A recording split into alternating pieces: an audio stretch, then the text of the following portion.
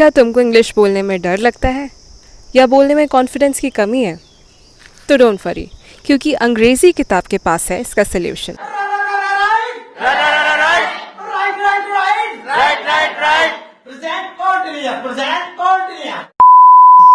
Hello अंग्रेज़ी readers, इस video में मिलेंगे तुमको 5 इजी ट्रिक्स जो तुमको बना सकते हैं एक फ्लुएंट इंग्लिश स्पीकर।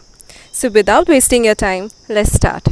तो बहुत से लोगों ने आपसे कहा होगा इंग्लिश बोलना है तो द हिंदू या the Times of India newspaper पढ़ो। Well, this is true, newspaper काफ़ी हेल्प कर सकते हैं, बट अगर आप एक बिगनर हैं तो फॉलो माय टिप्स। पहली बात जिस पे हमें फोकस करना है वो है रीडिंग। अब ज़रूरी नहीं है तुम न्यूज़पेपर पढ़ो, जिसमें भी तुम्हारा इंटरेस्ट है उसे रीड करो। वो कुछ भी हो सकता है, English book, English novels, page 3 of newspaper also. अब कई लोग होते हैं वो नॉवेल्स उठाते हैं, 3 पेज पलट के बंद कर देते हैं, इतनी मोटी बुक पढ़ी नहीं जाती, तो उनके लिए भी सोल्यूशन है। वेब सीरीज़ और मूवीज़ तो सब देखते ही हैं, तो start watching your favourite shows in English. यहाँ हमने फोकस किया है लिसनिंग पे। अब चलो, आपने नेटफ्लिक्स का सब्सक्रिप्शन ले लिया, सीरीज़ भी देखनी स्टार्ट कर दी, बट अब अंग्रेज़ों की एक्सेंट हम इंडियंस को नहीं समझ आती, तो कोई बात नहीं। इन दिस केस हम फोकस करेंगे वॉचिंग पे। Watching what? Watching subtitles. You have to watch your favourite shows in English, लेकिन सबटाइटल्स के साथ। जितना ज़्यादा तुम्हारा एक्सपोजर इंग्लिश से होगा उतनी बेटर होगी इंग्लिश। अब बारी आती है स्पीकिंग की या बोलने की।